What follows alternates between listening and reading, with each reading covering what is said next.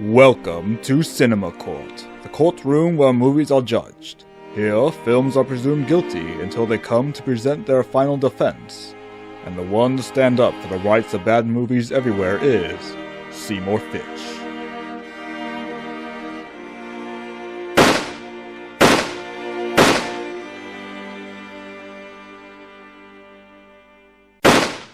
Court will come to order. The Honorable Judge Boord presiding. Counsel for the defense, you may proceed. Thank you very much, Mr. Judge, ladies and gentlemen of the jury, and viewers of the internet. Let me start out by going on record and saying, I did not choose to be here. I'm the stand-in for the stand-in of the stand-in, and the only reason I'm here is because the last person jumped into the ocean to avoid coming here.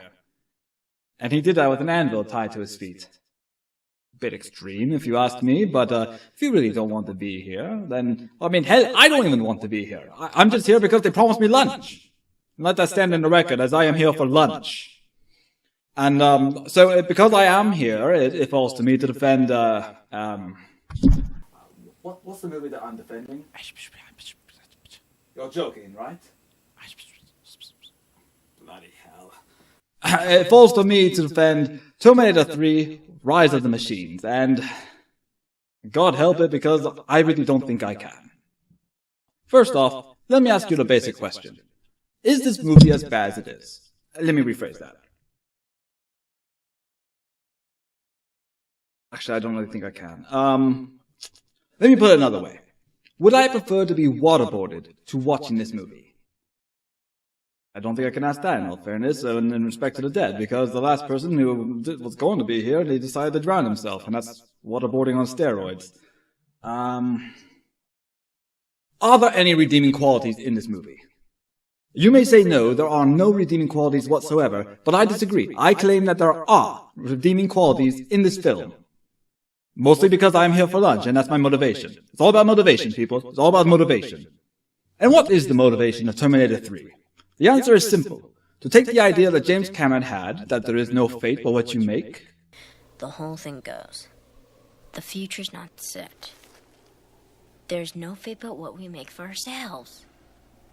And then go to prove that the future is inevitable and you have no control whatsoever over it. Oh, no. No, you shouldn't even exist.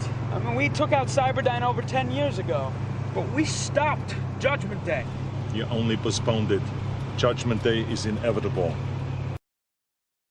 Well, clearly when you put those two side by side, that didn't really help my case. Let me have another go. Surely there's got to be something good about the casting. Casting, yes, perfect casting. Consider the casting for the character that we came here to watch. Arnold Schwarzenegger playing the Terminator. Now you might be thinking, well, that's a bit of a cop-out because he's a robotic actor playing a robotic character. But that is why he's so perfect. He's the perfect character for that because he is such a robotic actor. And because of that, he fits that role. Can you imagine anyone else in that role? Anyone at all? The silence in this empty courtroom, because there's only me and the judge is really barely listening to me, shows that no, of course you cannot imagine anyone else in the place of Arnold Schwarzenegger. And so, of course, that's perfect casting. And after Arnold Schwarzenegger as the Terminator, there's, of course, no one else, actually, now that I think about it. I mean, Nick Stahl as John Connor? He was more bland and bloody annoying than the kid actor playing him in the last movie. And Claire Danes, however you want to go on about how good Claire Danes can be, this movie was really not her finest performance, and she was really not that...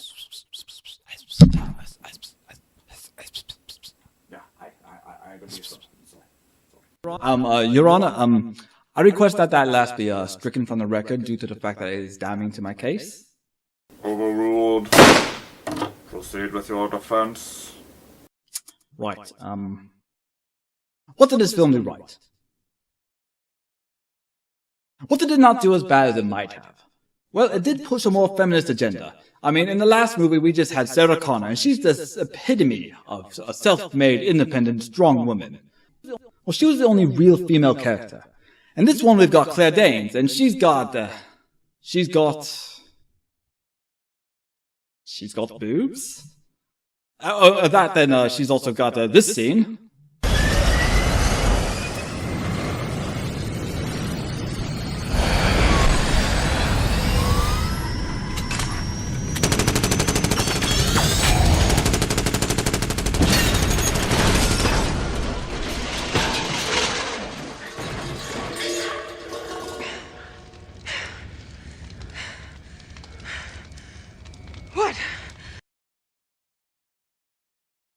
But that scene really doesn't fit in because it doesn't happen anywhere else in the movie.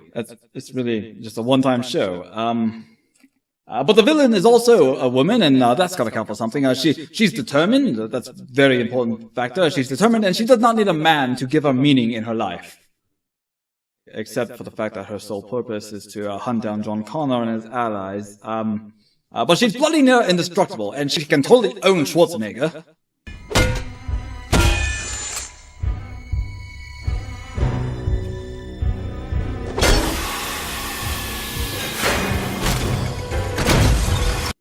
Multiple times. I'll play that a couple times, please. Now that's a strong woman who actually has no character because she's actually a robot and not human, which means she really doesn't help the feminist cause because she so one-dimensional. Your Honor, can we have that last stricken from the... Overruled. Right. But we're not here for characterization. This is an action movie. We're here to watch things beat the bejesus out of each other. So, how's the action in the movie?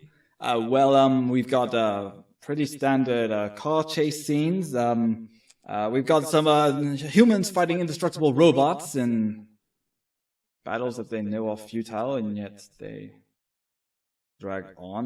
They're all pretty forgettable. Actually, the robot-on-robot action is actually pretty well done, with the TX being all contortionist and Arnold throwing her around and beating her and... Your Honor, can the record show that this was not something so perverted in my head when I was thinking it? Overruled. I knew you were going to say that. Well, the point of that whole thing is, I was just trying to say that the robot fight scenes were what drew me in and were actually some of the best parts of the movie. That's all I was saying. That was all I meant by the contortionist and the fighting and the beating. That's really all I had in mind. It was nothing perverted, okay? Don't get up in arms about it, alright? It was just one of my favorite parts and I wanted to mention it. That is all. But the big scene that I really, really liked was when the TX corrupts Arnold's CPU and tries to make him kill John Connor. That was actually a really powerful scene. One of my actual favorite scenes in the entire movie. Hands down, no debate about it. That's because there was actual emotion in the scene. And mostly from the robot characters and less from the humans. But there was emotion! And that's what matters. It drew me in because of that. And so, in conclusion, this is a movie without any heart or soul, and you find yourself caring more about the robots than you do about the humans. But, in its defense, it is an action film that's trying to build and surpass the greatness of the films that came before it. And I do not believe that we people, who are oh so perfect of course, can stand in judgment of a film for trying to do just that. Just trying to beat itself out from what it was before. Bettering itself. Your Honor, ladies and gentlemen of the jury, the defense rests. The court has reached the verdict. Terminator 3, Rise of the Machines, has been found guilty as charged of being a bad movie and ending the legacy of greatness brought on by James Cameron's leadership. I hereby judge this movie and sentence it to Judgment Day. May the critics have mercy on your soul. Court adjourned.